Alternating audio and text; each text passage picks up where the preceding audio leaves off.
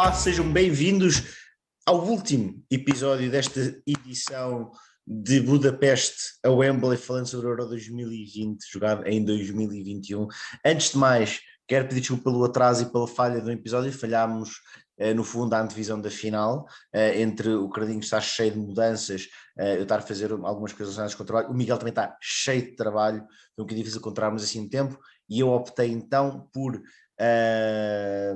não falarmos sobre as meias finais, irmos diretamente para a final, falar sobre o europeu e ter aqui um episódio sem limite de tempo, por assim dizer. Já tivemos um, mas este então aqui, vamos ver, só saímos daqui quando realmente acabarmos as coisas. Também não temos assim demasiado para falar, não temos assim tanta coisa para dizer, como já dissemos, porque já viemos falar tanto sobre estas equipas, já sabemos o que é que achamos. Vamos falar um bocadinho agora sobre a final, das equipas que disputaram a final.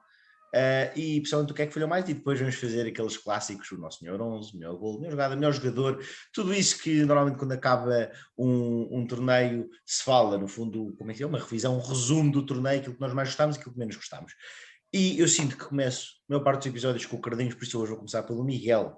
Por isso, Miguel, vou-te fazer aqui uma pergunta relacionada com a Itália, para não variar, para manter tudo igual, ou seja, mudei tudo sem mudar nada, que é simples. Falaste sempre de Itália como principal candidata. A ti foi a surpresa, era mais que uma surpresa, era a candidata à vencedora. Não só se venceu, como venceu, não vou dizer de forma esclarecedora, porque a Inglaterra deu uma grande luta na final. Já te perguntei várias vezes o que é que achavas que era o sucesso de Itália. Aqui vou-te fazer uma pergunta diferente. O que é que achas que levou, não ao sucesso de Itália nos outros jogos, mas necessariamente na final, o que é que foi diferenciador para a Itália ganhar? E foi nos penaltis, sim, mas o que é que no jogo da final fez a diferença para ti? Bem, olá a todos, Pedro, Carlinhos. Acerca da tua pergunta, um fator que contribuiu muito foi a própria Inglaterra. Sim, sim, pronto. Mas, E sinceramente não consigo falar do jogo da final sem fazer uma crítica automática à postura de Inglaterra logo após ter marcado o golo. Eu curiosamente falei com dois amigos meus ingleses nesta semana sobre isso e um deles dizia às tantas, epá, assim que eu vi o Shaw marcar o golo nos primeiros minutos, eu sabia que íamos perder. Uh, e é engraçado porque de facto assim que a Inglaterra marca golo, fecha-se completamente na defesa e aliás na primeira parte, lembro perfeitamente, estavam a defender com 11 jogadores. Portanto, sinceramente, esse é o ponto número 1 que explica depois a Itália ter conseguido empatar e pronto, e chegar aos penaltis.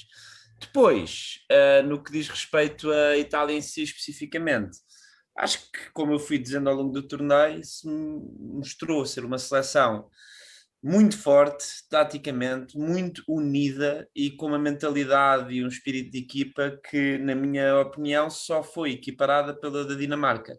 E nesse campo, depois a diferença é que, apesar de tudo, Itália tem uma melhor equipa e de jogadores individuais do que a Dinamarca, e o Mancini fez, e agora é oficial, um trabalho absolutamente espetacular com a Itália. Depois há uma estatística que não deixa de ser curiosa e que eu fui chamando a atenção na final, que nós vimos em conjunto, que é o Donnarumma nunca sofreu golo, nunca sofreu mais de um golo por jogo ao serviço da seleção italiana, e ele é titular desde os 17 anos. E afinal não foi a exceção. Apesar de terem sofrido aquele golo logo ao abrir do jogo, conseguiram manter a baliza protegida, não que fosse muito preciso, porque a Inglaterra depois praticamente não atacou. Portanto, entre tudo isto, eu destaco dois fatores essenciais, que é o espírito de equipa italiano estava fortíssimo, e a Inglaterra tem muita culpa no cartório. Não consigo descartar esse ponto como decisivo para o resultado da final. E depois, claro, só mesmo para sim. acabar, e depois parece que o mundo voltou ao normal, depois de um Euro enfim, perito em grandes surpresas e grandes derrubos de marcos históricos, como por exemplo a Inglaterra vencer a Alemanha. Parece que no que depois diz respeito aos penaltis, tudo voltou aos eixos com a Inglaterra a perder nos penaltis. Um, Verdade. Carlinhos, Tu, de nós os três, foste claramente o melhor defensor de Southgate, e já que o Miguel pegou na batuta de falar sobre as críticas à Inglaterra, eu quero, antes de fazer a pergunta, dizer uma coisa que para mim é muito importante e é mais em relação às meias finais, que é a relação direta às meias finais, que é no jogo contra a Dinamarca, quando o penalti acontece, Southgate tira um jogador que entrou aos 60 minutos para meter mais um defesa, para repor a defesa a 5. Esse jogador foi o Jack Grealish, um jogador que nós temos apreciado bastante, mas não houve qualquer tipo de crítica interna a esta decisão. Isto é uma decisão que qualquer outro treinador que fizesse, até fez Louis van Gaal em 2014, quando trocou de guarda-redes por causa dos penaltis. Não é a mesma coisa, mas é semelhante. Trocar um jogador que não se tira normalmente, é um jogador que entra, normalmente não se tira, a não ser que seja por lesão. E a empresa até se virou contra ele, ganharam o jogo, mas disseram e se perdessem. Aqui a situação que eu quero dizer é, se havia coisa que Southgate fazia bem, ele tinha os jogadores do lado dele, tinha a equipa do lado dele. E isso podia ter sido diferenciador no final, e por isso é que eu peguei nisto para te fazer esta pergunta. Acho que é unânime isto entre nós os três, e Miguel diz que assim se concordas agora, que é Southgate tinha os jogadores com ele. Como todos nós concordamos nisso. E isso normalmente é diferenciador, e falaste como o Mancini era um treinador superior. A minha pergunta para ti, Carlinhos, em relação a isto é o que é que Southgate não é podia ter feito diferente, mas podia ter feito melhor. Ok. Na final. Olha, isto é muito diretamente relacionado com a final. Eu percebo, em relação à final. Ok, primeiro eu quero agradecer por teres aberto a janela das meias finais, só para eu dizer uma coisa. O jogo da Inglaterra contra a Dinamarca, eu vou dizer isto e digo isto com um elogio por trás. Este europeu teve muito poucos casos. Genuinamente. Teve poucos casos. Falámos poucas vezes do árbitro ter tido uma influência decisiva. A exceção é o jogo da meia-final contra a Dinamarca. É vergonhoso. E eu admito aqui, eu torço sempre pela Inglaterra. Vocês sabem isso, os nossos ouvintes ou visitantes no YouTube não sabem. Eu torço pela Inglaterra. Genuinamente. Eu tenho equipamentos na Inglaterra. Eu torço pela Inglaterra quase como torço por Portugal, sem exagero. Quase. Sim. Eu gosto da Dinamarca. Eu torci pela Dinamarca na meia-final por causa de tudo o que aconteceu e porque estava apaixonado pela seleção dinamarquesa e estou. Adorei o que eles fizeram. Isto para dizer que eu não sou completamente idóneo quando olho para aquela jogada. Eu estou a torcer pela Dinamarca, portanto eu não quero que seja penalti. Mas não é penalti nem aqui, nem na China, nem em lado nenhum do mundo. O Sterling devia ter visto cartão amarelo. E ir ao VAR e ser marcado penalti, para mim, é vergonhoso. E só acontece porque as meias finais são em Wembley e a final é em Wembley. E isso irrita-me.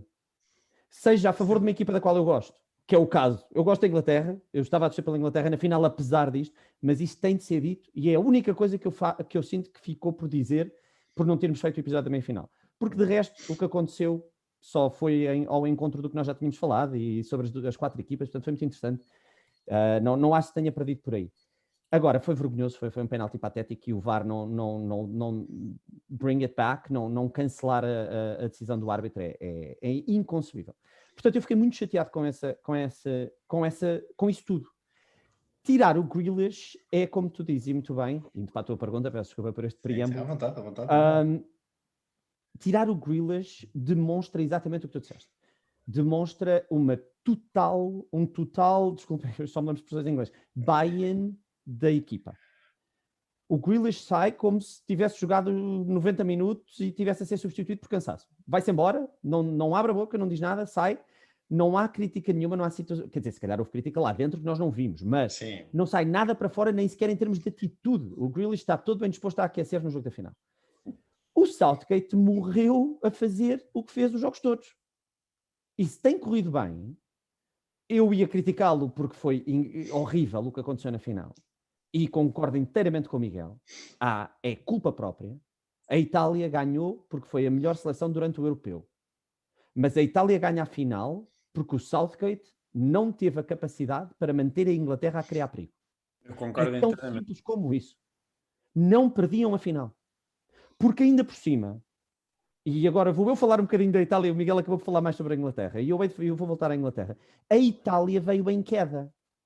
E nunca jogando mal. Atenção, não estou aqui a dizer a Itália foi a melhor seleção do europeu. Deixa-me só dizer isto. A queda também está... A queda está muito relacionada com a perda do Spinazzola. Não completamente, e nós falámos disso. A perda do Spinazzola foi decisiva. Há uma quebra da Itália pós-lesão do Spinazzola. que é corrigida brilhantemente pelo Mancini, pela equipa toda, pelo que o Miguel acabou de dizer, o espírito coletivo da Itália, mas a Itália, nas meias finais e na final, não deslumbra.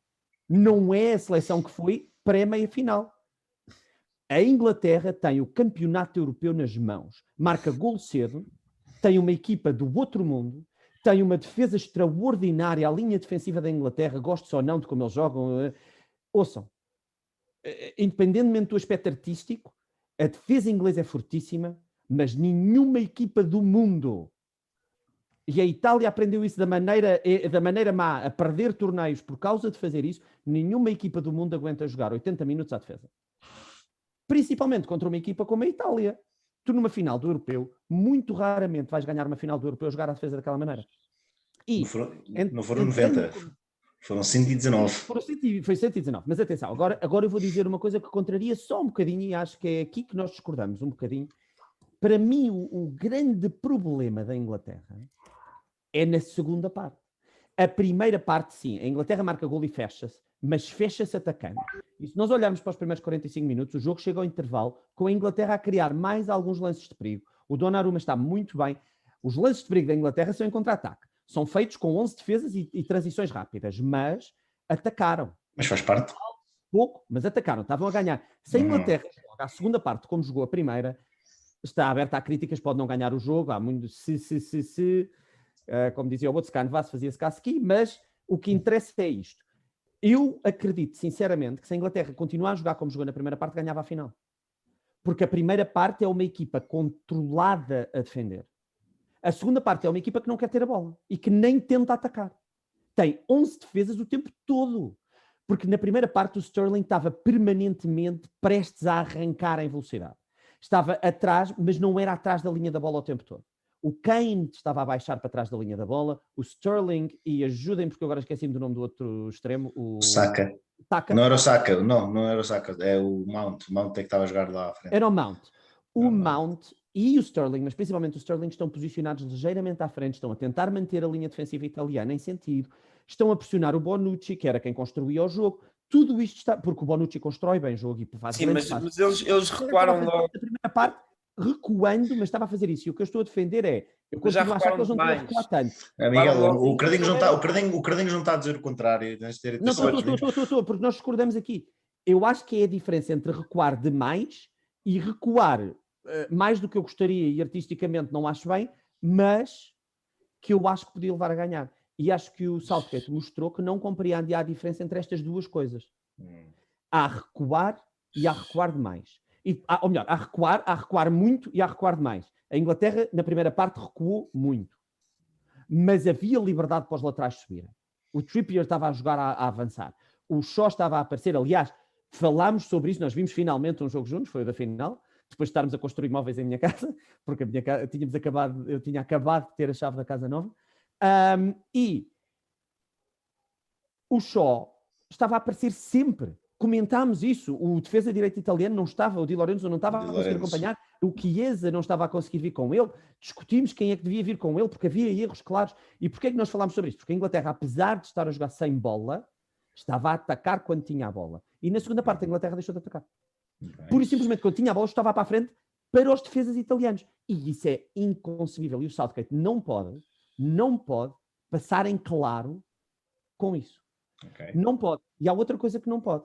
É a segunda... a outra vez foi numa meia-final, agora foi na final. É a segunda vez que a Inglaterra perde um jogo decisivo. Ajudem-me, a Croácia também ganha nos penaltis nas meias-finais do Mundial ou ganha no prolongamento só? Eu sei a Croácia ganha no prolongamento, o Mandzukic marca. No prolongamento, o Mandzukic, exatamente. É um gol de ressalto, a bola bate e vai para o Mandzukic. É o segundo jogo decisivo, numa fase onde o Southgate está a levar a Inglaterra, e temos de elogiar por isso, que a Inglaterra perde depois de estar a ganhar o jogo logo no princípio do jogo. Tal como no jogo nas meias finais, marca aos 2 minutos, livre de Trippier, aos 2 minutos, marca aos 2 minutos com o Shaw. Exatamente, aos mesmos minutos. E das duas vezes o que aconteceu foi que a Inglaterra não teve a capacidade para gerir com bola. Para ter a bola, secar o adversário. E, portanto, aquela final fica absolutamente marcada, esta final fica absolutamente marcada por decisão do Southgate, porque aqui não há as substituições dele. tudo o que ele fez durante os 119 ou 118 minutos pós o golo foram sempre para recuar a equipa. Sempre. E agora quero abrir outro erro do Southgate para vocês falarem, porque eu já estou a falar há muito tempo. Quem é que ainda faz o que o Southgate fez? As substituições. Há anos que isto acontece e corre mal. Não se põe jogadores para marcar penaltis. Selecionadores do mundo, ouçam-me. Isto está a ser feito desde que eu vejo futebol. E desde que eu vejo futebol, corre mal. Não consigo perceber. Não consigo perceber. Falharam os dois. Falharam os dois. Nem sequer foi um. Falharam os três, sim. A Itália também pôs um, não foi? E a Itália... Não. O Saka, o Rashford e o Sancho. O Saka entra mais cedo, mas não deixa de ser ele a marcar um penalti. Mas o Saka, eu não vou pôr o Saka nesse molho, porque o Saka não entrou para marcar o penalti, ou se entrou foi mais cedo, ao menos no futebol. Ok, está certo. Os dois entraram para marcar o penalti. Entraram aos 120 minutos, acho que entraram já nos descontos. 119, o Rashford estava a jogar lateral direito. Dar uma nota sobre esse ponto, é que ainda por cima, concordo inteiramente com tudo o que tu disseste, subscrevo, tirando aquela parte relativamente ao quão recuado estava, mas enfim. Mas o ponto que eu queria destacar era, ainda por cima, sendo os jogadores que eram. O Rashford e o Sancho eram jogadores que ambicionavam, claramente, não tenho a mínima dúvida, tanto um como o outro, serem titulares.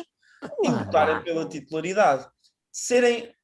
E o Pedro disse, e eu concordo em parte, mas não meto as mãos no fogo relativamente ao Southgate ter o balneário atrás. Eu não tenho dúvidas que teria, mas o balneário é uma perspectiva muito coletiva e de certeza que havia ali um ou outro jogador que não estava muito satisfeito. E a cara do Rashford, ao longo do Euro e com o avançado do Euro, pelo menos é a minha interpretação, não era de um jogador que estivesse muito satisfeito. Mas pronto, colocar ainda por cima esses dois jogadores para marcar o penalti na final em Wembley, é que reparem, isto obviamente é o desejo de todos os jogadores, mas o Rashford e o Sancho teriam no fundo, uma carta de apresentação um bocadinho mais forte para quererem participar e para ficarem frustrados por só serem chamados para os penaltis. Portanto, eu acho que é um erro gravíssimo de palmatória, fosse o jogador que fosse a entrar para marcar o penalti, ainda por cima dois, e ainda por cima estes dois. Portanto, não há ponta para onde se pegue, na minha opinião. E há outra coisa. Porque atenção, é uma conversa interessante que eu acho que podíamos estar aqui o dia todo e nenhum de nós vai saber exatamente a verdade sobre o Rashford estar com ou não e estar frustrado ou não. Mas para lá dessa frustração toda, tu disseste uma coisa fundamental. Primeiro, não disseste isto, mas está implícito. A Inglaterra não ganha nos penaltis. É raríssimo a Inglaterra ganhar nos penaltis. A quantidade de vezes que em grandes competições a Inglaterra foi eliminada em penaltis é inconcebível. É de longe mais do que todos os outros. Atenção, a Inglaterra ganhou pela primeira vez de sempre numa competição oficial um jogo de penaltis no Mundial de 2018 contra a Colômbia. Foi a primeira vez, foi com Southgate ao leme. Continua. Não é verdade, a Inglaterra já tinha ganhado. Já tinha ganho? Ok. Não, já tinha ganhado, já agora, desculpa. Okay. É um erro, um erro natural do português. Eu nunca sei quando é que se diz, sim. Ninguém diz isso bem, mas adiante, não vamos entrar por aí. A Inglaterra já tinha ganhado em 96, imediatamente antes de perder com a Alemanha. Ganhou em 96? Ganhou a Espanha, nos quartos de final. A Inglaterra ganha o seu primeiro desempate de penaltis contra a Espanha, no Euro 96, e depois é eliminado nos penaltis logo a seguir. Mas é que não é só o recente, é que quando ganham, eles depois são eliminados nos penaltis a seguir. Portanto, eu vou-vos dizer as vezes que me lembro. Em 96 a Inglaterra é eliminada nos penaltis. Em 2004 a Inglaterra é eliminada nos penaltis. Em 2006 a Inglaterra é eliminada nos penaltis. Continuar. Estes são os três que eu me lembro. 90 a Inglaterra é eliminada nos penaltis. Sim. Amigos, chega. A Inglaterra é sempre eliminada nos penaltis. Estamos em Wembley a ir para penaltis de uma final com 80 mil adeptos, de uma final. A Inglaterra não estava numa final de uma grande competição desde 1966. Alguém aqui tem noção da pressão que é para um jogador que não jogou tempo nenhum no jogo, não tem nada que o salve, ir bater um penalti?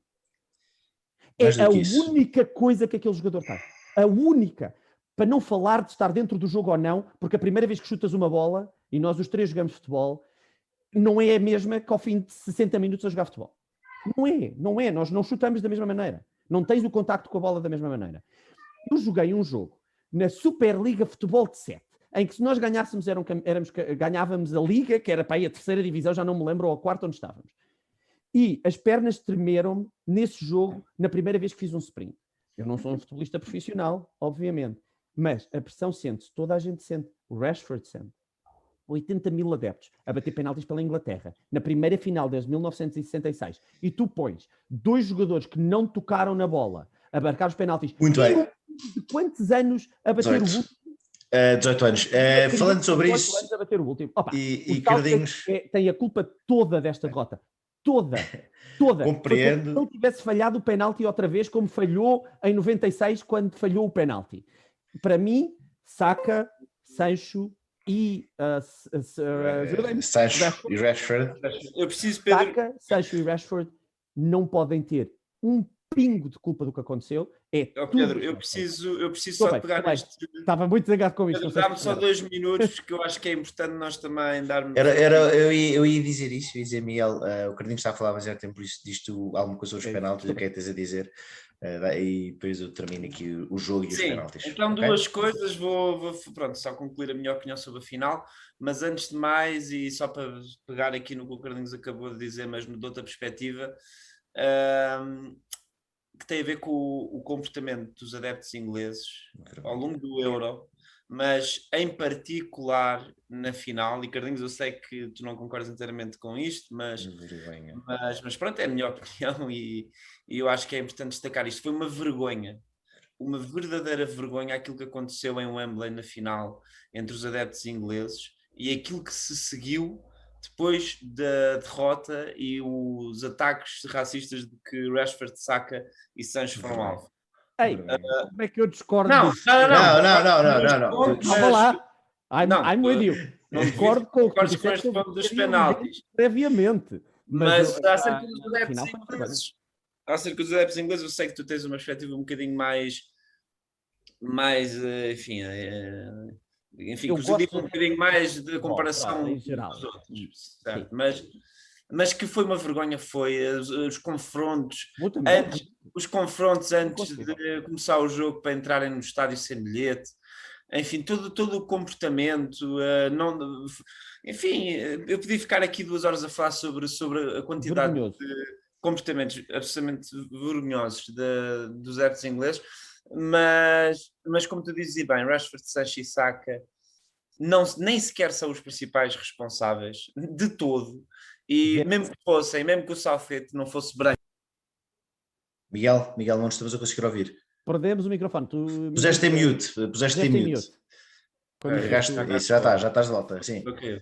Mesmo que o Southgate não fosse branco e pronto, nós consideramos o Southgate o principal responsável pela derrota, nada justificaria os comentários que foram alvos, e é uma vergonha, e queria só dar uma palavra de empatia pelos 3 jogadores principalmente que foram alvo desses ataques racistas miseráveis, e que honestamente eu também tenho alguma compaixão por Inglaterra, nem que seja por tua causa, Cardinhos, que sempre gostaste muito, e bem, os nossos pais na verdade conheceram-se em Londres, portanto nós temos uma ligação. A minha cabeceira da cama é isto, portanto, exato. Por isto em contexto. Claro.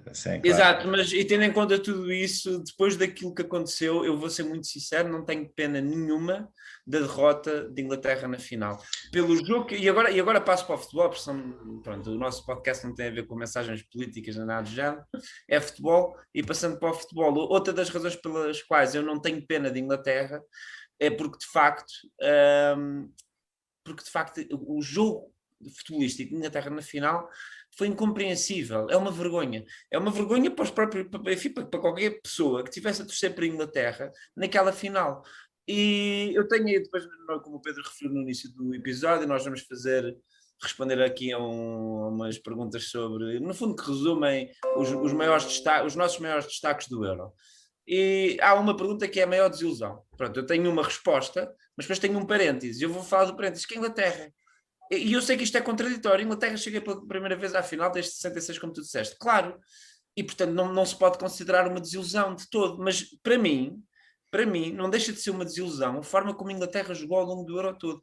E tenho vontade de dizer, apesar de saber que posso estar errado, tenho vontade de dizer que se a Inglaterra tivesse jogado um futebol mais de posse de bola, mais de ataque, com jogadores que basicamente jogaram no banco, que tiveram no banco o Euro todo, tivessem tido mais oportunidades, eu tenho sérias dificuldades em acreditar que a Inglaterra não só não fosse campeã, como tivesse sido uma seleção unânime na opinião pública, no sentido em que podiam ter jogado muito melhor futebol. Estes e depois a outra seleção que eu considero a maior desilusão. Portanto, não tenho pena de Inglaterra por estes 2 fatores. A final foi sem dúvida decidida do ponto de vista negativo pelo o desastre do desempenho do Southgate, e não lhe tiro mérito nenhum, porque é preciso também fazer essa ressalva de que a Inglaterra chega à final. A Inglaterra chega à final mudando muita coisa estrutural que nunca tinha sido vista na seleção inglesa. Os dois, nós falámos ao longo dos podcasts, como por exemplo os 2 médios defensivos,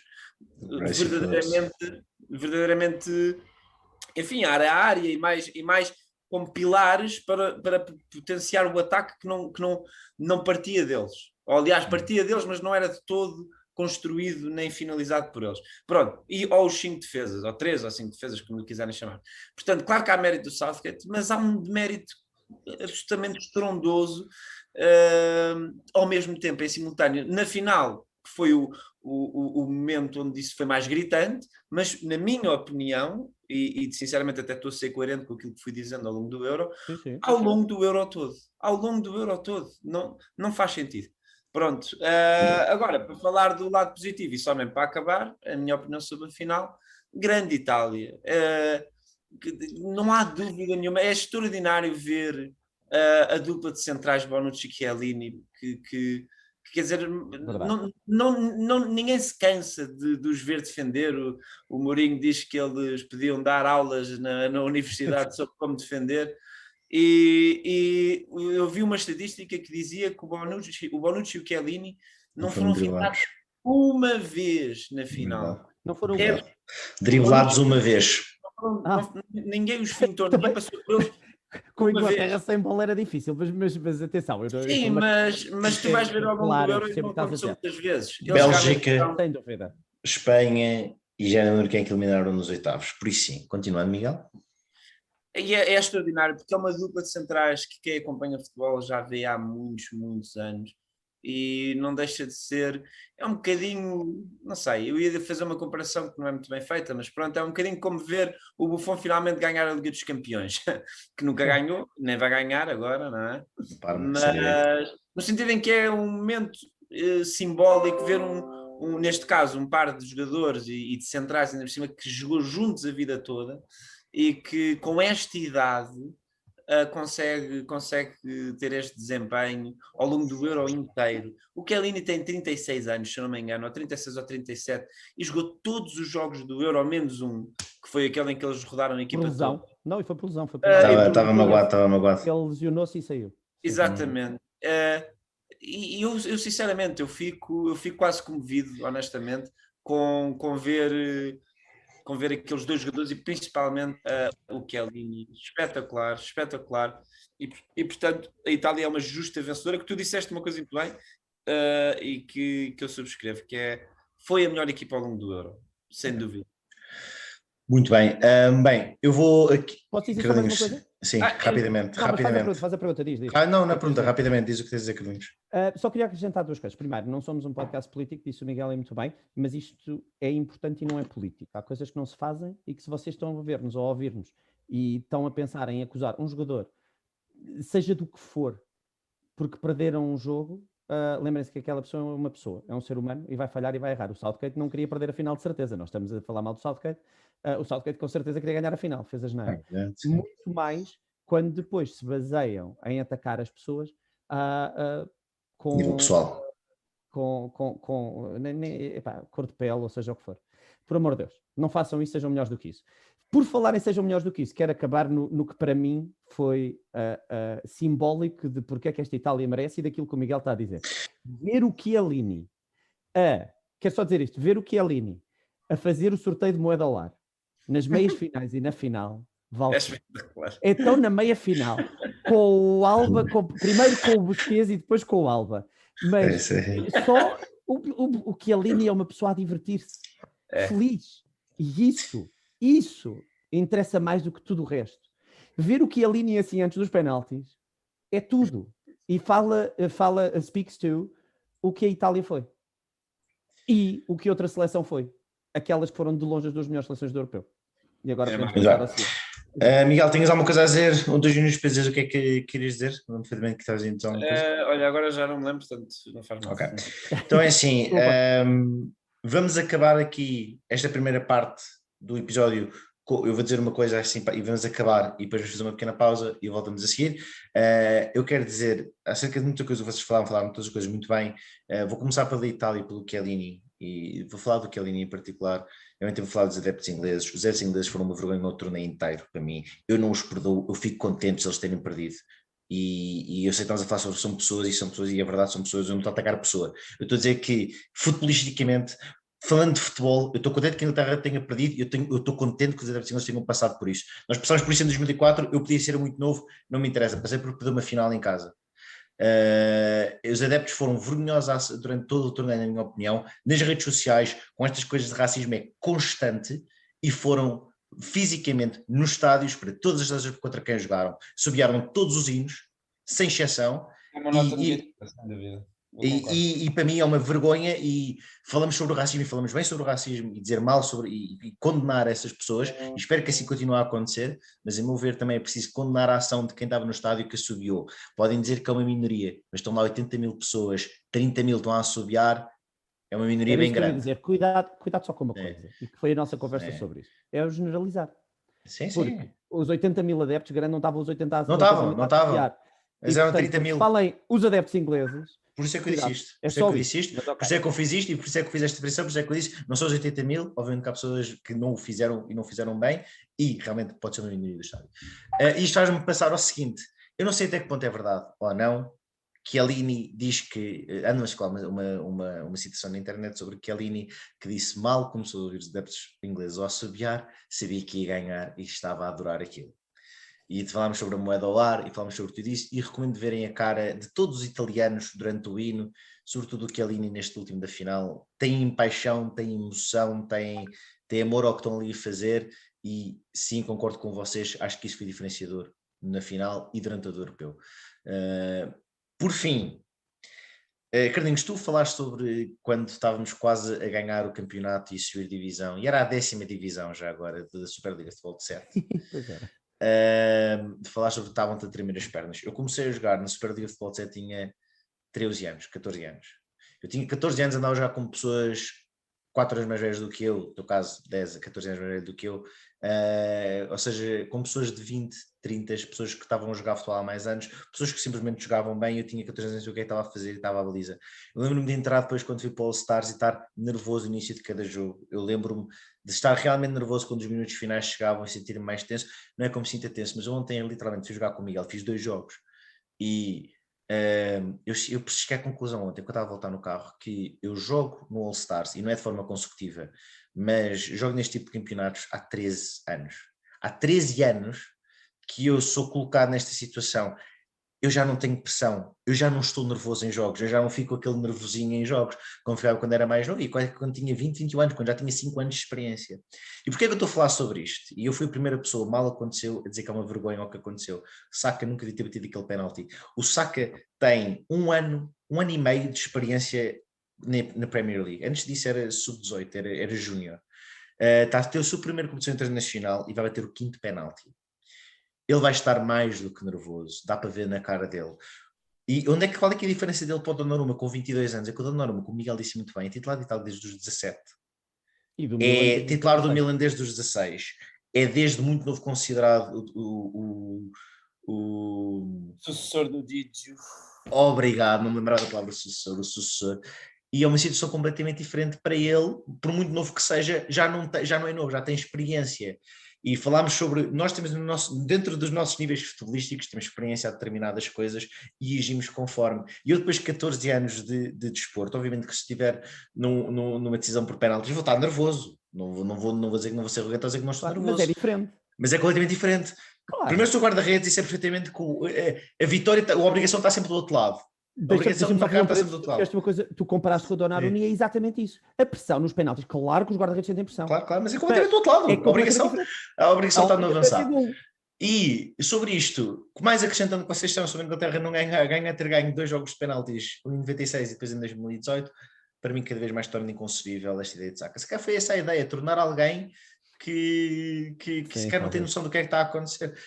Mas o problema é que como não tem noção, também não tem noção da responsabilidade, se calhar, ou se calhar tem demasiada noção da responsabilidade. Há aqui muitos fatores. Acho que o Rashford foi bem escolhido, mas nunca devia ter entrado para marcar um penalti, como já dissemos muito bem.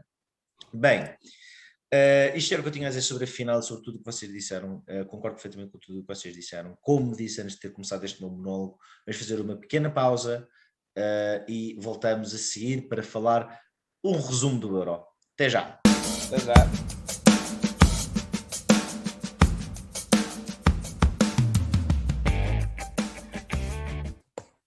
Olá, então pronto, estamos aqui de volta para a parte 2 do episódio. Vou explicar os dois de seguida, só dividimos assim por questões logísticas. E vamos a isto. Já falámos aqui sobre o jogo, sobre o futebol, sobre o europeu, sobre a final, quero dizer. E agora vamos falar mais, de forma mais engraçada até, sobre o europeu. E acho que a melhor forma de começar isto, eu estou aqui à procura de onde estava, é realmente o melhor 11. Peço desculpa, eu tinha sido aqui, ok? O melhor 11. E vamos comparar aqui. Primeiro vou dizer o melhor 11 do europeu e não o meu 11 de FIFA, porque é o que eu estou a encontrar aqui, não encontro aqui o melhor 11. Onde é que ele está? Se eu encontro o FIFA, curiosamente. Onde é que está realmente? Afinal, mandei este mês. Está mais exato. para cima, está mais para cima. Não está assim tão para cima, não está assim tão para cima. Será que apaguei? Mandei e apaguei? Se quiseres, eu tenho aqui. Queres que eu diga? Assim, diz tu Tenho porque... a imagem aqui neste método, até podemos mostrar a imagem. Mostra a imagem, porque eu realmente não tenho. Eu mandei a imagem Então, e não vamos tenho. A isto. Então, olha, vê aí a imagem e Então pode... pronto, ok, obrigado. Falar, o apoio visual. Então, o guarda-redes foi Donnarumma, fizeram 4-3-3, pronto, é assim a norma normalmente. Na defesa, Kyle Walker, Bonucci, Maguire, Spinazzola, o Højbjerg, Jorginho, Pedri no meio campo e depois o ataque com Chiesa, Lukaku e Sterling.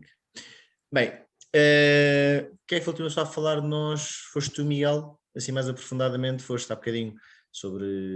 Fui eu, obviamente. Aqui, então vamos falar assim, ok, está certo. Sim, eu acredito realmente, eu ali quase 10 minutos sozinho a falar, monólogo de 10 minutos. Por isso sim, Miguel, vamos para ti e pergunto a ti, primeiro, qual é que é, onde é que diferes do melhor 11? Porque qual é que é o teu melhor 11 e quantos jogadores tens diferentes do 11 que... Bem, o meu meio campo é completamente diferente do da UEFA. Ok, então vamos a isso. Quem é que tu tens a baliza? Mas a tua tática é igual? Vamos começar por esta pronto, pergunta. Mas eu ia a tua falar tática é a mesma? também. Não é. E uma das perguntas que nós temos é qual é a melhor tática, e eu adaptei para o meu 11 aquela que eu considerei a melhor tática do Euro. Eu também. É? Fizeram isso os dois? Eu fiz. Eu fiz um okay. 11, não foi em 4-3-3, foi em 3-4-3 ou 5-3-2. Ok. Então, pronto, vamos fazer aqui uma mudança de direção, perguntar qual é que é a melhor tática do Euro, vocês digam porque é que essa é a melhor tática do Euro. Miguel, começando por ti, porque é que esse teu 5-3-2 ou 3... É o 5-3-2 na defesa, 3-4-3 no ataque, não é? Ok. Olha, porque acho que não há dúvida, para mim, pelo menos, não há grandes dúvidas que foi a tática do Euro. A Inglaterra usou-a. A Dinamarca também a usou em certa medida.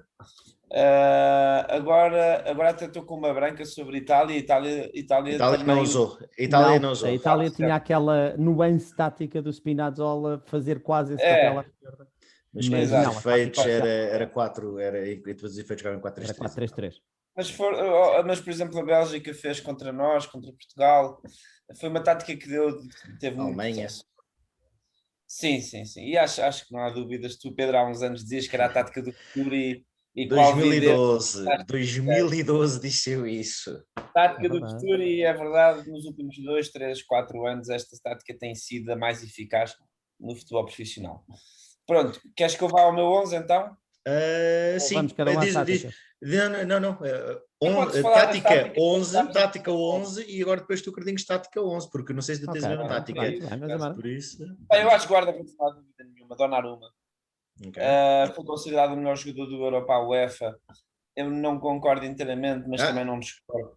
E não tenho dúvidas que foi o guarda-redes em destaque pela idade, por ter defendido os penaltis na final, por todo o desempenho ao longo do Euro, não há dúvida. Não, para mim, pelo menos, não há a mínima dúvida. Depois, eu tenho aqui um asterisco na defesa, que é, eu tive de fazer uma adaptação de um jogador que não é central, mas que eu não podia excluir do meu 11, um ou outro, pronto. Nenhum deles, na minha opinião, podia estar fora do 11 e eles são ambos a mesma posição, que é defesa esquerda. Mas então eu tenho 3 centrais, a dupla que é Lini Bonucci, como eu falei ainda há pouco, é uma dupla que a mim me diz muito e que pronto, resulta. E eu gostei muito e foram campeões. Portanto, tenho-os aos dois. E depois, como terceiro central, eu tenho Luke Shaw. Claro que ele não é central, é defesa esquerda, mas eu tenho a defesa esquerda da minha equipa, o Mael, da Dinamarca, e eu acho que tanto Shaw como Mael têm de estar no 11 do Euro, porque foram espetaculares, espetaculares. E portanto, pronto, acho que o Shaw adaptado a central também não seria assim uma coisa assim tão grave. Também, e de qualquer forma, em relação ao 11 do Euro, mais depressa punha o Walker do que o Maguire, sinceramente. O Walker está. O Walker está, mas está a defesa direita, exato. Mas o Walker foi mais defesa central. E quem é que eu estou defesa direito? Defesa direito nesta tática, Trippier. Eu gostei muito do Euro do Trippier, gostei muito da época do Trippier, para dizer a verdade, a época toda. Jogadores espetacular. Eu já agora fiz esta equipa também numa lógica de eu acho que esta equipa funcionaria em conjunto. Pronto, portanto a defesa é esta. Só para recapitular, que é Lini Bonucci e Shaw, e depois Maela e Trippier a alas que fazem o corredor todo. Mas isto com umas nuances também italianas, que era o que o Spinazzola fazia na esquerda com o Insigne. Ou seja, o Insigne jogava à frente do Spinazzola, tal como em Inglaterra o Sterling também estava sempre colado à ala, seja a do Shaw, seja a força do Trippier, e pronto. E depois no meio campo, Delaney e Calvin Phillips. Portanto, basicamente, eu acho que o Phillips foi o jogador revelação do Euro para a Inglaterra e um dos revelações em geral. Não deixa de ser um jogador que joga no Leeds, portanto, acho que se pode dizer que não seria de esperar que ele tivesse tido um desempenho tão forte e mostra que está preparado para outros palcos, na minha opinião. E o Delaney, que em conjunto com o Højbjerg, fizeram uma dupla absolutamente avassaladora. Foram o pilar da Dinamarca, desta Dinamarca que tão bem jogou. E entre um e o outro, eu acho sinceramente que o Delaney é melhor jogador. Apesar do Højbjerg ser espetacular e ter feito uma grande época e um grande Euro, não deixe de continuar a achar que o Delaney ainda está um nível acima. Pronto, portanto, esse é o meu meio campo, Delaney e Calvin Phillips. E depois, Insigne e Chiesa, eu acho que sim, os dois, sem dúvida.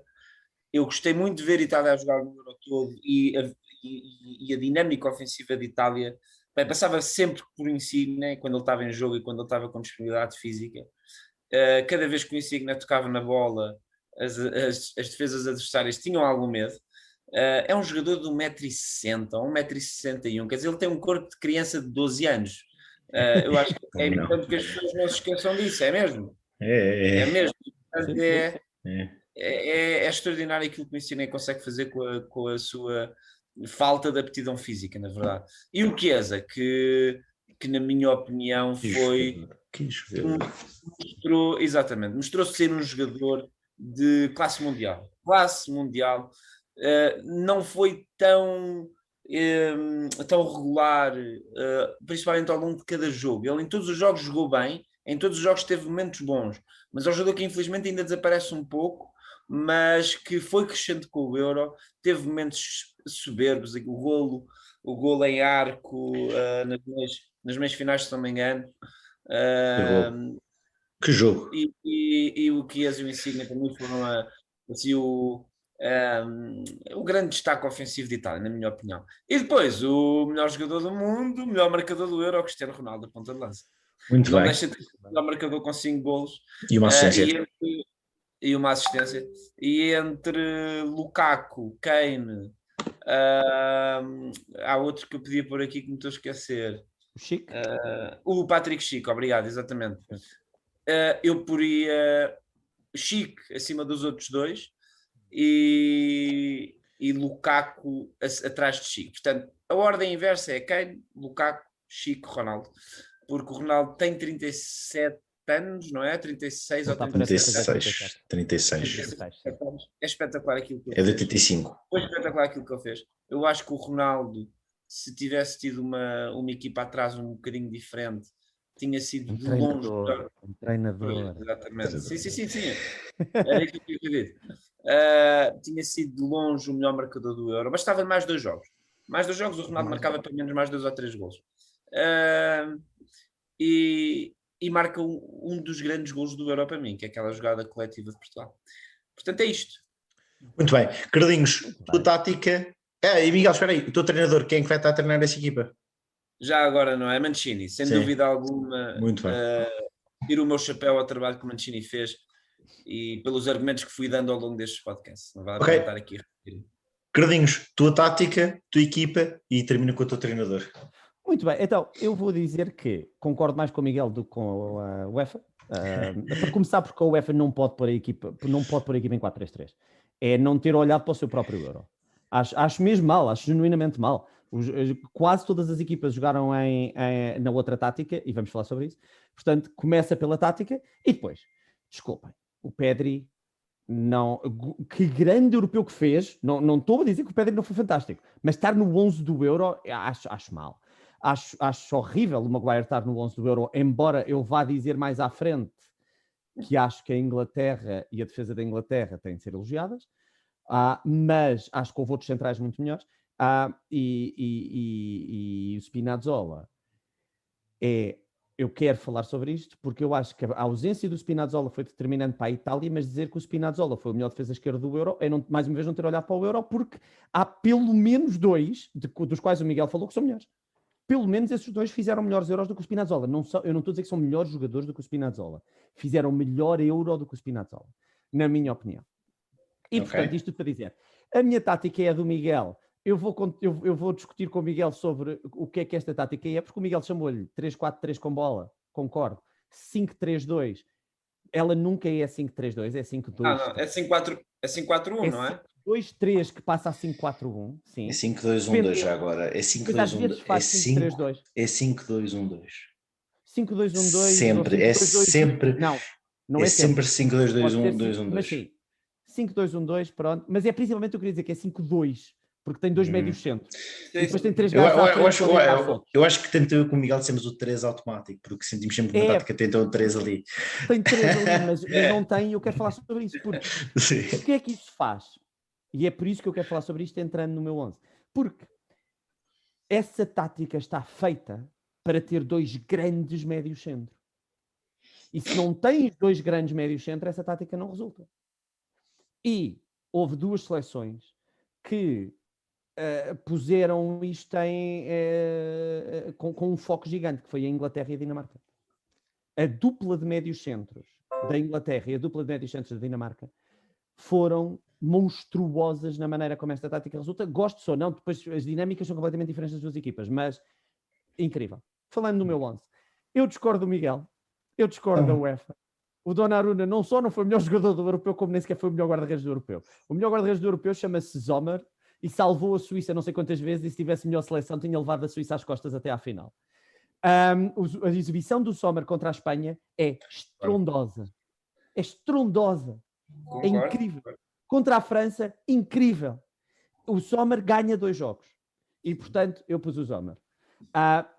Muito bem. Donnarumma é um grande guarda-redes, apareceu quando foi preciso. Agora, se formos olhar a cada equipa durante os 90 minutos ou os 120, Sommer salva a Suíça, Donnarumma foi importante. Ok, então Carlinhos... também com o tamanho da Suíça e da Itália. Desculpa, vou ter que dizer uma coisa agora aqui, eu não gosto de fazer isto, mas então não podes dizer o que disseste sobre o Spinazzola. O Spinazzola é parte essencial e o melhor, ou o segundo melhor jogador da Itália até se lesionar. Estás a fazer exatamente uma coisa em relação ao Sommer, que fez que o Sommer é eliminado. Não Percebo o estou, ponto do porque eu não Pedro. estou a tirar o Spinazzola, eu percebo o que é que queres dizer, mas eu não estou a tirar o Spinazzola por ele não ter jogado os 2 últimos jogos. Eu estou a tirar o Spinazzola porque eu acho que o Spinazzola é um jogador muito importante na dinâmica do que a seleção italiana faz por causa das suas características, ok? Porque faz o flanco todo, permitindo a Insigne ir para o meio, quando o outro lateral não faz. E como se viu, o Emerson também não faz. O Emerson é um defesa lateral, o Di Lorenzo é um defesa lateral, o Florenzi é um defesa lateral, to an extent. O Spinazzola não é. O Spinazzola é um médio esquerdo que faz o flanco todo. Okay, Agora, dentro disto, eu depois comparo especificamente, e posso dizer já quem é que eu escolhi, o Spinazzola com o Mela, e o Mela foi melhor. Jogou melhor no Euro, na minha opinião, do que o Spinazzola. A Itália e a Dinamarca, para mim, foram as 2 melhores seleções do Europeu. Eu queria ter visto a final Itália-Dinamarca ser tira-teimas entre as 2 melhores seleções do Europeu. Por causa do árbitro, não vi. E o Mela, não foi por causa da Inglaterra, foi por causa do árbitro. E porque a Dinamarca não tem banco.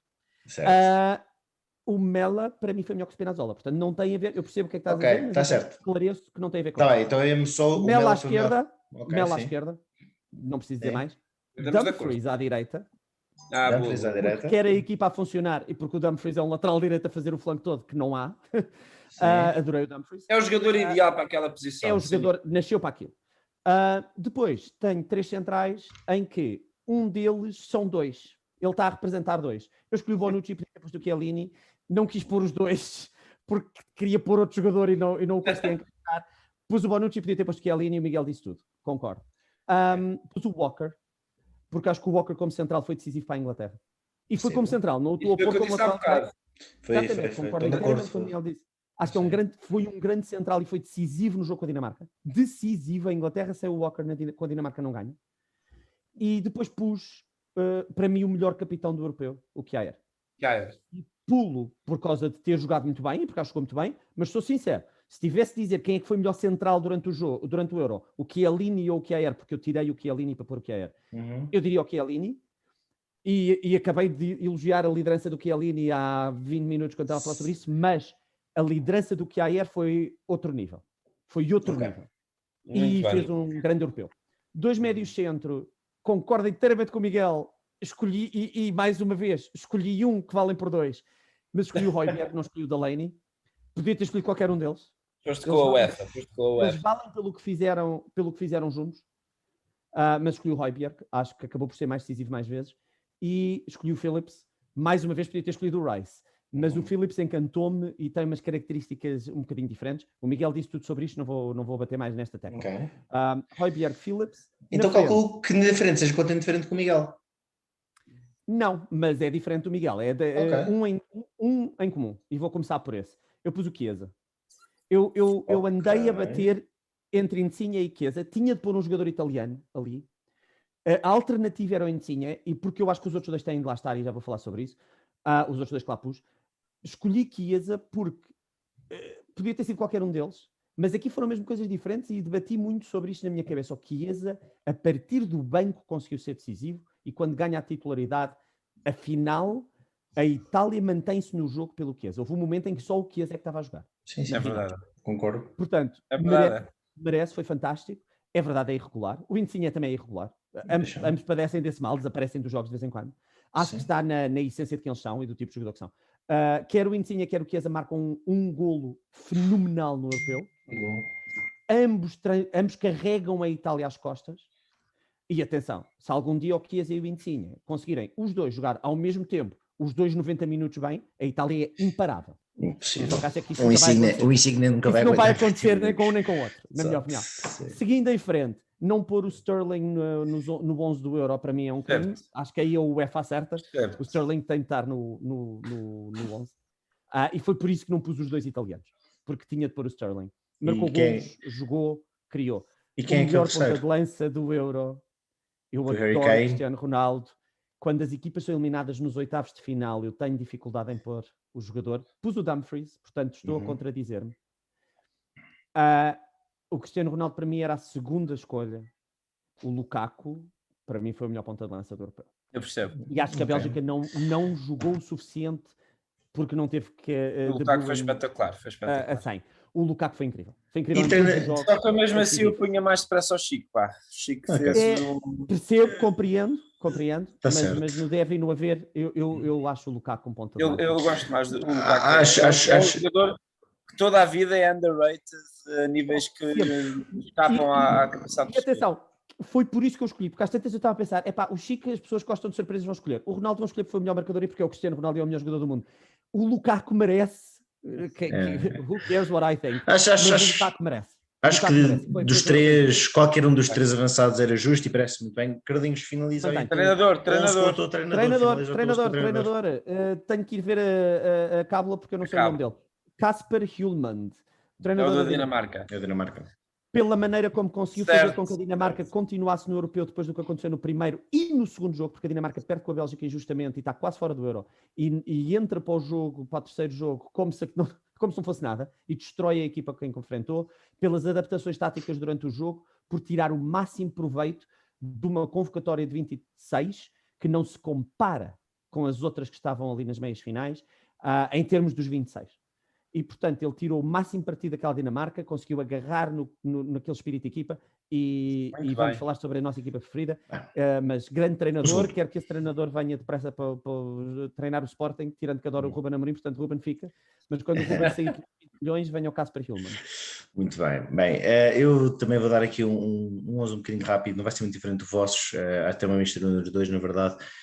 Primeiro Donnarumma, para mim sem dúvida, também jogo com a vossa tática do 5-2-1-2 ou o 5-4-2 ou 5-3, como quiserem chamá-la, mas pronto, jogo essa tática, jogo com o Donnarumma na baliza, para mim foi o meu guarda-redes do europeu. O Somers foi muito bom, mas Donnarumma foi mais consistente e como Miguel disse muito bem, não podemos descurar um guarda-redes que só sofreu um golo por jogo no máximo, na pior das hipóteses. Na sua carreira, o Sommer simplesmente foi brilhante e levou em frente num dos jogos. Eu faço uma diferença muito grande para você, entre vocês dois, e se calhar pronto, ou porque jogo FIFA a mais ou porque conheço ligeiramente melhor os jogadores. Tanto Spinazzola como Miles são pés direito. Ambos jogam no flanco direito. Por muito bom que Trippier tenha sido, por muito bom que Dumfries tenha sido, qualquer um deles pode jogar à direita de forma natural. Por isso meto qualquer um deles à direita e o outro à esquerda. Prefiro o Mal à direita e o Spinazzola à esquerda. Foi assim que eu os conheci. Até porque o Spinazzola é um médio esquerdo e o Mela é a defesa direita. Por isso eu faria isso nos laterais, por aí os dois, acho que foram extraordinários, ambos. Centrais, simplesmente digo, concordo 100% com o Miguel. Bonucci, Chiellini e Shaw. Porque o Shaw foi melhor que o Maguire e se tenho de pôr alguém lá é o Shaw. O Shaw foi melhor que o Maguire, o Shaw foi melhor que o Walker, por isso voltar a fazer mais uma adaptação, vai ser o Shaw não jogou central. Vai ser o Shaw central. O Shaw não jogou a central, o Shaw esteve longe neste europeu. Esteve longe de estar a jogar a central, mas estou a fazer uma batota e no fundo eu estou a fazer uma equipa de FIFA, estou já com um lateral esquerdo central.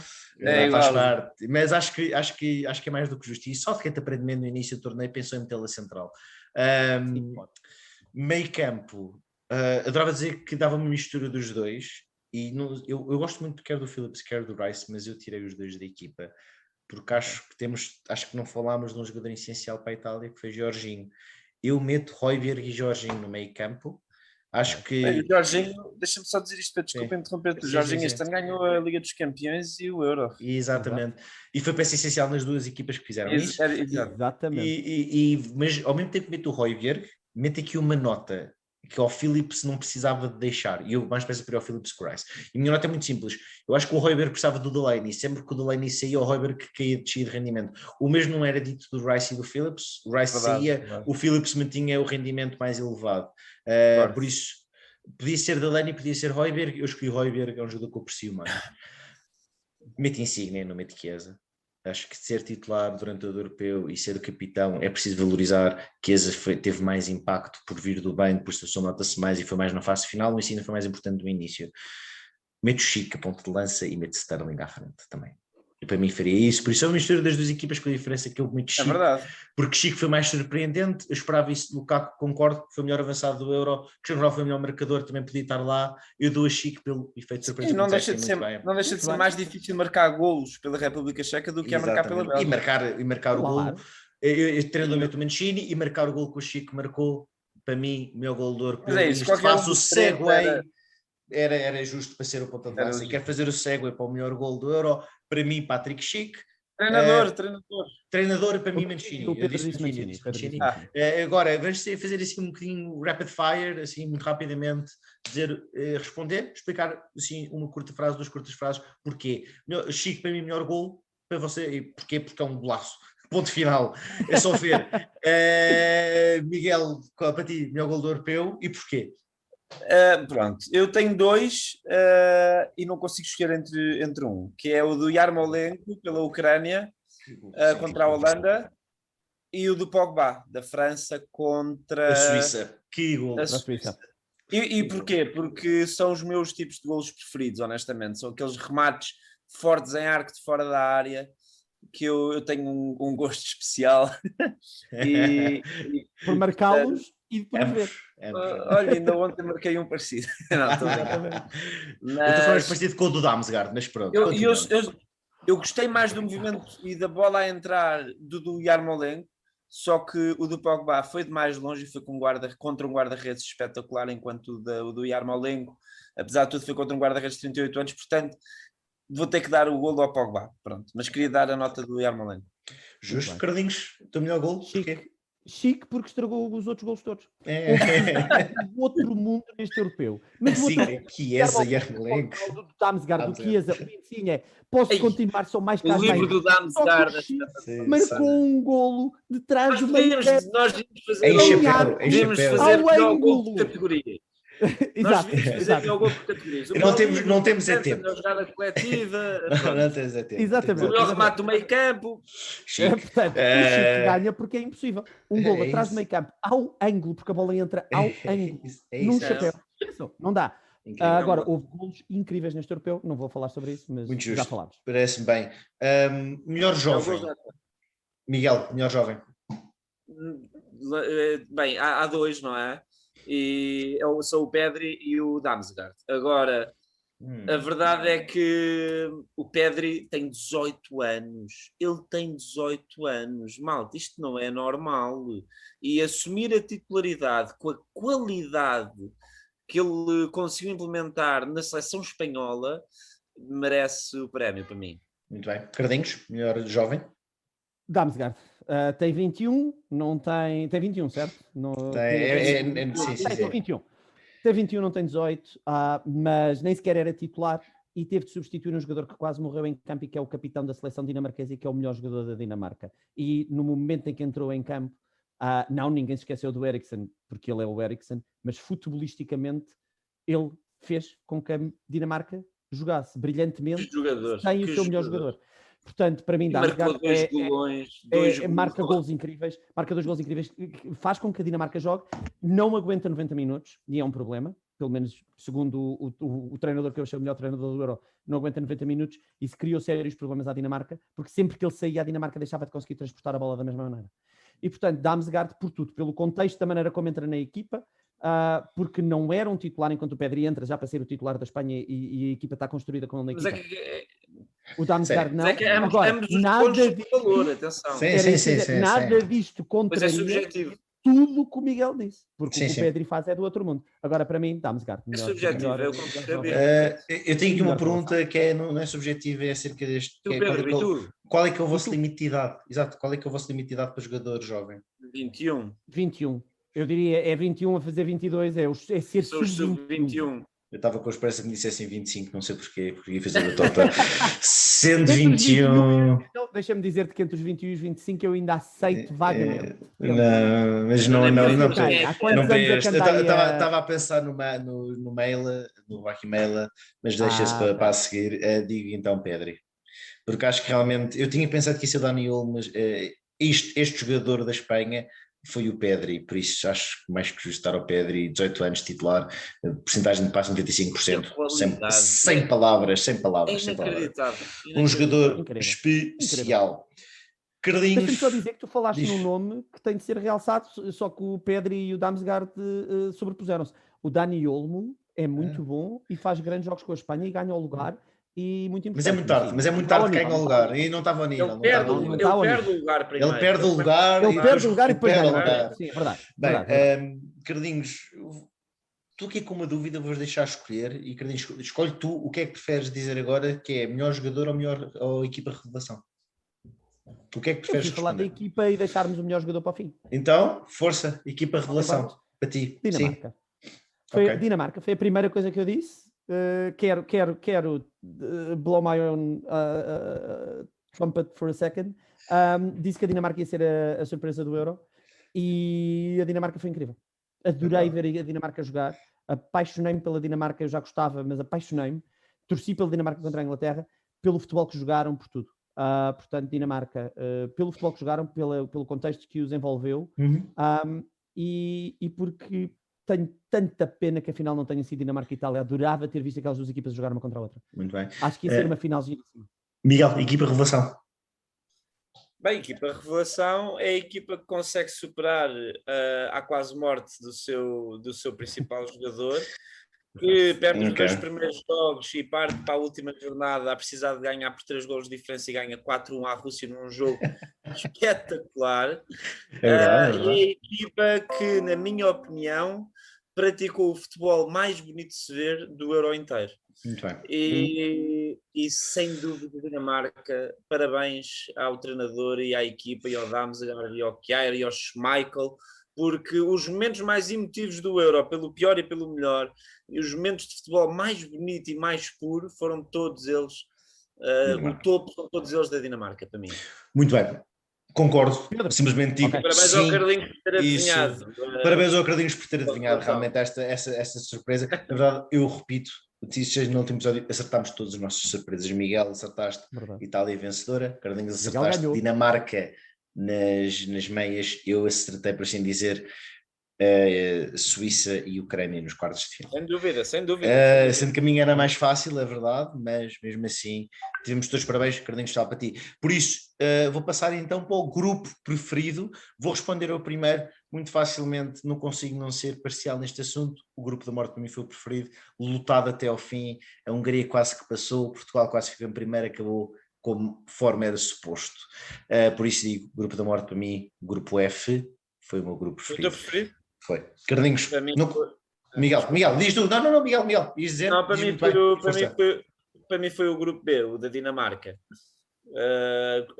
Eu tenho aqui um prémio, entretanto, que eu não tinha partilhado convosco, que é o prémio Fair Play, e que eu dou à Finlândia. Acho que a Finlândia foi espetacular em todos os jogos, mas particularmente no jogo contra a Dinamarca, com a postura toda, a de aplaudir os jogadores quando decidiram voltar para o jogo, não celebrar o gol, que era o primeiro gol, se não me engano, da Finlândia. Era.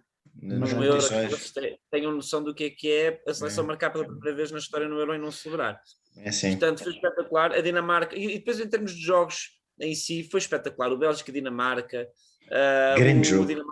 o Dinamarca-Rússia, foi o meu grupo preferido. O Rússia-Bélgica também foi bom. Foram todos muito bem. Carlinhos, teu grupo foram preferido. todos bons. Foram todos bons. A Finlândia foi uma seleção surpreendente. Estou com vocês os dois, andei a debater entre os dois. O grupo da morte foi muito giro de ver, foi muito emocionante. Acabei por escrever grupo B, podia ter escrevido grupo F, foram os dois, mas pus grupo B pelas razões que o Miguel acabou de dizer, não vou repetir. Ok, muito bem. Melhor jogo do europeu. Carlinhos. Eu ia dizer, não quero começar com esse porque eu ainda não decidi. Então vá, Miguel. Quero-vos ouvir a vocês primeiro. Bem, eu tenho dois. Eu vou adaptar esta pergunta ao melhor dia do europeu. Pronto. E o melhor dia do europeu foi o dia. Mas aceito. Foi o dia em que houve Croácia, Espanha e França-Suíça. 2 jogos incríveis, 2 jogos que mostram porque é que tanta gente gosta de futebol, porque é que estes Euros e estas competições de 4 em 4 anos são tão especiais. E a palavra, apesar de clichê, é mesmo esta, são especiais. Porque é espetacular ver a França ser eliminada pela Suíça da forma que foi, ver a Espanha conseguir recuperar o resultado. Bem, foi um dia absolutamente histórico de emoções e de futebol espetacular, portanto, eu não consigo dizer qual destes 2 jogos foi o melhor, entre outros que houve no Euro, atenção, e portanto, olha, é o dia, este dia dos quartos, não é? É os quartos de final. Sim. Espetacular. Não, foi oitavos de final. Carlinhos, para ti, melhor dia ou melhor jogo do europeu? Não, se fosse o melhor dia, tinha de ser. Esse dia foi incrível. Agora, o melhor jogo, gosto muito desse, houve vários grandes jogos, mas ficou-me na retina o Bélgica e Itália. E eu queria escolher outro, queria escolher um jogo com a Dinamarca, porque a Dinamarca merecia e teve tantos jogos incríveis. O Bélgica-Dinamarca, para mim, continua a ser, mas é da fase de grupos. O contexto do Bélgica-Itália, o facto das equipas não terem sido clichê e não terem estado preocupadinhas e terem jogado o futebol que podem, e foi um jogo incrível. Portanto, podia ter dito muitos, adorei este europeu, acho que houve grandes jogos. Bélgica e Itália foi o que eu escolhi. Ok, muito bem. Eu fui ao contrário de ti, Carlinhos. Eu digo que o melhor jogo do europeu foi o 4-1 da Dinamarca contra a Rússia, por tudo aquilo que significou para a Dinamarca. Pronto, eu queria dizer isso. Mas... E por esse motivo digo isto. Se não, curiosamente, não diria nenhum dos disseram, diria o Espanha e Itália. Incrível. Dentro de sua maneira, achei que foi um jogo de futebol espetacular e acho que vale a pena mencionar também. Nós tínhamos aqui mais uns tópicos, mas como estamos a ficar curtos de tempo... Posso só propor que se fale rapidamente do melhor setor? Eu ia dizer, então, ok, muito rapidamente, Miguel, diz os teus melhores setores, defesa, meio campo minuto, e cada um ataque. tem 30 segundos para falar. Pronto, o melhor setor defensivo, Itália, sofreu poucos golos, foi espetacularmente coeso. Melhor meio campo, para mim, Inglaterra, porque foi a chave do sucesso de Inglaterra. Para mim foi o Rice e o Phillips. E melhor ataque, não necessariamente enquanto os jogadores que compunham o ataque, mas em termos de movimento ofensivo, Dinamarca. Interessante, Carlinhos. Portanto, Itália, Inglaterra, Dinamarca.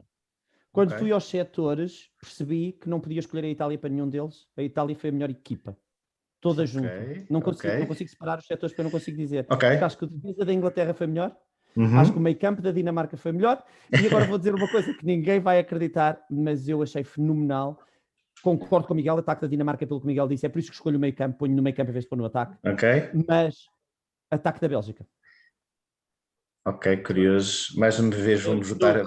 Vou fazer assim uma mistura. Ataque da Bélgica, defesa da Itália, meio campo da Dinamarca. Prefiro ter meio campo da Dinamarca ou da Inglaterra. E é um bocadinho de aberração com a Inglaterra. Muito bem, setor está feito. Vou dar mais duas. Melhor defesa e melhor jogador. Melhor defesa vou já dizer Rui Patrício ao remate do Pogba. Estou contigo. Segue, Carlinhos. Defesa inacreditável. A defesa do Sommer contra a Espanha... duas seguidas, não consigo lembrar bem. Está lá em cima também. Rui Patrício está lá em cima. Já tem uma estátua. Se tivéssemos ganhado o Euro, era outra. Ele já tem uma estátua por causa de uma defesa. O Sommer também merece uma por causa daquela. Só para puxar as sardinhas à minha brasa rapidamente, eu falei da importância do Sommer para a Suíça no nosso primeiro episódio. Muito bem. Para terminar, melhor jogador do europeu. Carlinhos, começa tu. Bora. Melhor jogador do europeu. É uma resposta dificílima. Mas tens 30 segundos para responder. Eu hesitei muito e em 30 segundos respondo Bonucci. Ok. Boa. Eu vou responder Chiellini e por uma razão que é o capitão da seleção que venceu, tendo 36 anos, jogado incrivelmente bem e porque representa simbolicamente e materialmente aquilo que a Itália foi no Euro todo. Animação, eficácia e bom espírito. Ok, gostei tanto dessa resposta que vou alterar a minha. O Miguel tem razão, é o Chiellini. Esquece, tem razão. Chiellini. Subscrevo com o que vocês dois disseram, mas não digo que fosse o melhor jogador. Vai completamente contra tudo o que eu disse em todos os episódios até agora. O melhor jogador do europeu foi Sterling. Sterling foi o melhor jogador europeu. Era quem conseguia decidir a Inglaterra no ataque e na final teve isto de fazer o gol da vitória no prolongamento, se não me engano. Acho que é no prolongamento, com o Chiellini faz um corte inacreditável, mas é o Sterling que marca 70% dos gols de Inglaterra. É o Sterling que está sempre a criar perigo e por isso eu digo que Sterling foi jogador europeu, apesar de ter perdido na final. Pedro, antes de tu despedir muito rapidamente, melhor desilusão minha, depois estava-me a esquecer disso. Portugal e Inglaterra. Pronto. Okay, e melhor autogolo. O remate em vôlei do Dubravka. O Dubravka vôlei de mão. Tem de ser vôlei de mão. Sim, vôlei, pumba. Melhor autogolo é o Dubravka. A maior desilusão é a França e Portugal. Melhor desilusão é Portugal. Ponto final, parágrafo. Rapidamente. Parágrafo, maior desilusão. Melhor autogolo. Não, já marquei o melhor autogolo qualquer um dos autogolos que fosse marcado depois. Mas não digo em todo o Dubravka porque realmente teve mais piada. Bem, vamos acabar dizendo o seguinte: nós queremos continuar aqui a fazer um programa deste género, não sabemos com o quê, voltaremos garantidamente para o Mundial, mas voltaremos também em setembro, possivelmente Champions League, se calhar outro desporto, voltaremos com um nome diferente. Muito obrigado por nos terem acompanhado ao longo deste mês, um grande abraço e vemo-nos em setembro. Obrigado Abraço. e obrigado a ti, Pedro. Obrigado, Nada. Pedro. Obrigado eu.